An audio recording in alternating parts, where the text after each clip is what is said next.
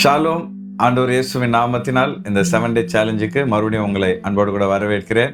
நீங்கள் எல்லாரும் நல்லா இருப்பீங்கன்னு சொல்லி விசுவாசிக்கிறேன். யாராவது நம்மளை பாராட்டும் பொழுது நம்முடைய மனசு எவ்வளோ சந்தோஷப்படுதில்லை. நம்ம வெளியில் சொல்லனாலும் மற்றவங்க நம்மளை பாராட்டும் பொழுது நம்ம சந்தோஷப்படுறோம். ஆனால் என்னைக்காவது நம்மளை படைச்ச ஆண்டவரை, நமக்கு உயிர் கொடுத்து உணவு கொடுத்து போஷிக்கிற கர்த்தரை நம்ம பாராட்டியிருக்கிறோமா? இந்த வாரத்தில் நம்ம அதை தான் செய்ய போகிறோம். ஒவ்வொரு நாளும் ஆண்டவரை நம்ம பாராட்டி புகழ்ந்து அவரை துதிக்க போகிறோம்.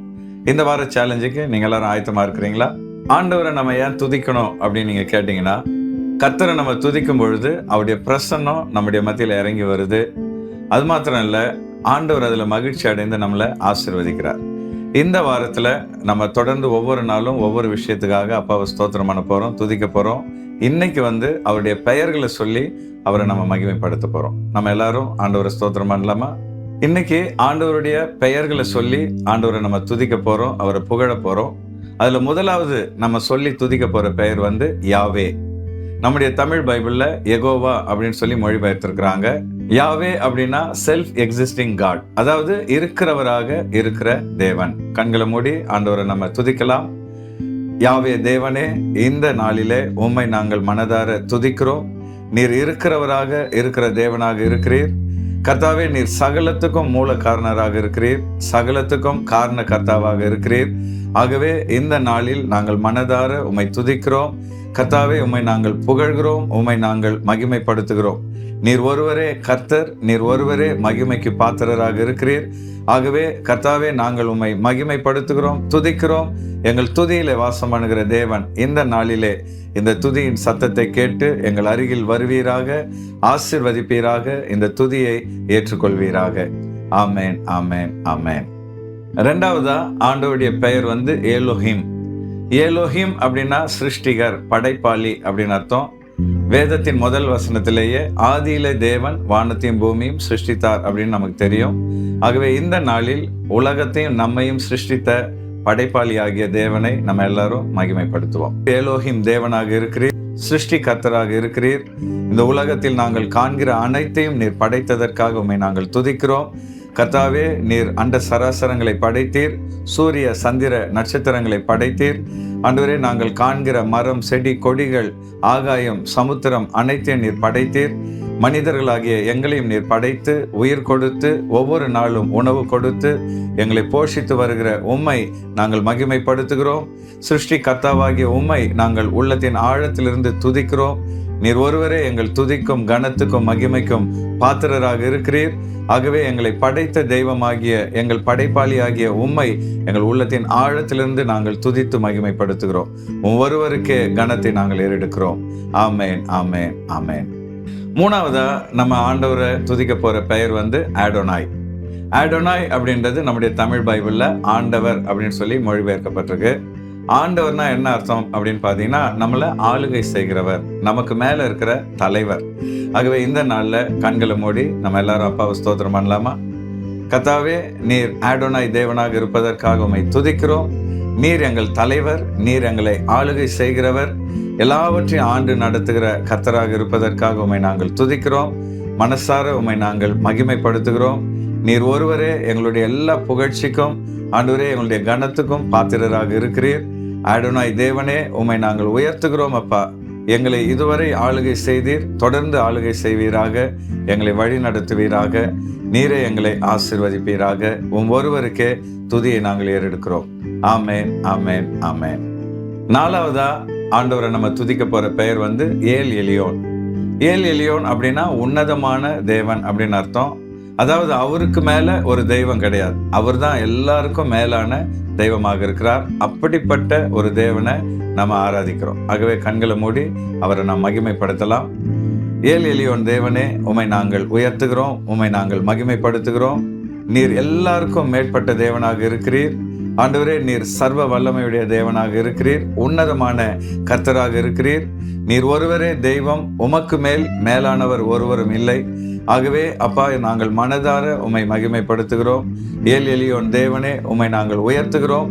நீர் அனைத்துக்கும் மேலானவர், அனைத்துக்கும் உயர்ந்தவர். ஆகவே மனதார உம்மை நாங்கள் உயர்த்துகிறோம், உம்மை நாங்கள் புகழ்கிறோம் அப்பா. எல்லா புகழ்ச்சிக்கும் துதிக்கும் பாத்திரராயிருக்கிற உம்மை மனதார ஸ்தோத்தரிக்கிறோம், உம்மை நாங்கள் மகிமைப்படுத்துகிறோம். உமக்கு எல்லா துதி கன மகிமை நாங்கள் ஏறெடுக்கிறோம். ஆமேன், ஆமேன், ஆமேன். அஞ்சாவதா எல் ஷடாய் தேவன். எல் ஷடாய் அப்படின்றதுக்கு சர்வ வல்லமையுள்ள தேவன் அப்படின்னு சொல்லி நம்முடைய வேதம் சொல்லுது. அதே நேரத்துல ஷடாய் அப்படின்ற வார்த்தைக்கு இன்னொரு அர்த்தம் இருக்குது, தாயின் மார்பகத்தை உடையவர். அப்படின்னா நம்முடைய ஆண்டவர் ஒரு பக்கம் சர்வ வல்லமையுள்ள தேவன், இன்னொரு பக்கம் தாயாக நம்மை வழி நடத்துகிற கர்த்தர். ஆகவே அந்த எல் ஷடாய் தேவனை நம்ம எல்லாரும் கண்களை மூடி மகிமைப்படுத்துவோம். கர்த்தாவே, எல் ஷடாய் தேவனே, நீர் சர்வ வல்லமையுடைய தேவன், சகலத்தையும் செய்ய வல்லமையுடையவர், எல்லாம் வல்ல தெய்வமாக இருக்கிறீர். ஆண்டவரே, உம்மாலியாத காரியம் இந்த உலகத்தில் ஒன்றுமில்லை. ஆகவே உம்மை நாங்கள் துதிக்கிறோம் அப்பா. அதே நேரத்தில் தாயை போல எங்களை தேற்றுகிற தேவன், தாயை போல் எங்களை நேசிக்கிறவர், தாயை போல் எங்கள் மேல் அன்பு காண்பித்து எங்களை போஷிக்கிற தேவனாக இருக்கிறீர். ஆகவே மனதார உம்மை நாங்கள் புகழ்கிறோம், ஸ்தோத்தரிக்கிறோம், உம்மை மகிமைப்படுத்துகிறோம். எல் ஷடாய் தேவன் சகலத்தையும் செய்ய வல்லமை உடையவர் என்பதை விசுவாசிக்கிறோம், அதை நாங்கள் அறிக்கையிடுகிறோம்.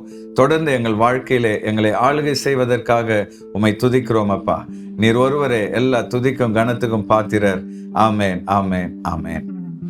ஆறாவதா, நம்முடைய ஆண்டவர் எங்கும் நிறைந்த தேவன். அதனால்தான் 139வது சங்கீதத்துல தாவீது சொல்றாரு, உம்முடைய ஆவிக்கு மறைவாக நான் எங்கே போவேன். அவர் இல்லாத இடமே உலகத்துல இல்லை.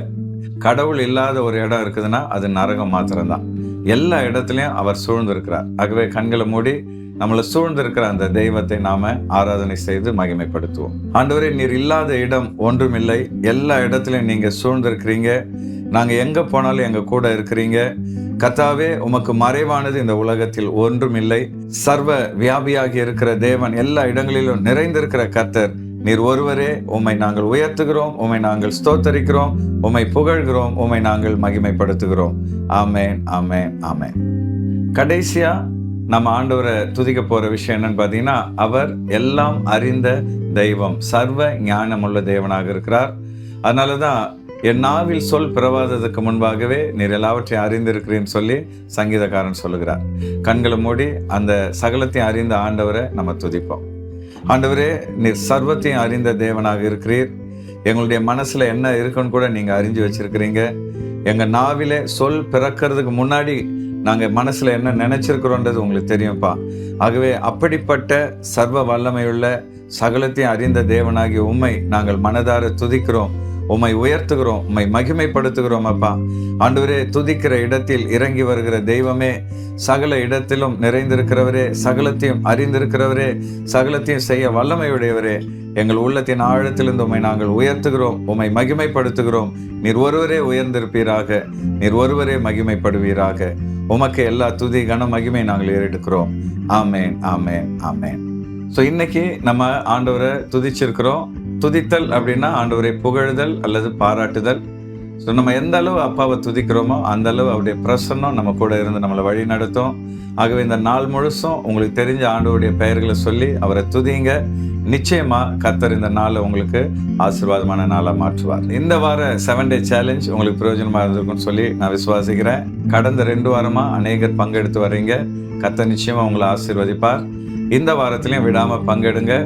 இந்த நாள் சேலஞ்ச் உங்களுக்கு ஆசீர்வாதமா இருந்தா லைக் பண்ணுங்க. அது மாத்திரம் இல்ல, ஆண்டவருடைய பெயர்கள், உங்களுக்கு தெரிஞ்ச பெயர்கள் எல்லாம் கமெண்ட் பண்ணுங்க. எல்லாத்துக்கும் மேல உங்களுக்கு தெரிஞ்சவங்களுக்கு இதை ஃபார்வர்ட் பண்ணுங்க. கர்த்தர் நிச்சயமா உங்களை ஆசீர்வதிப்பார். Thank you and God bless you.